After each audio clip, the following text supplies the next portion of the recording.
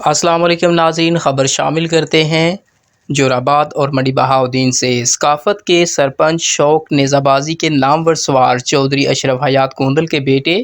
young rider ہاشم حیات گوندل نے international نیزہ بازی کے جوراباد میں ہونے والے مقابلہ میں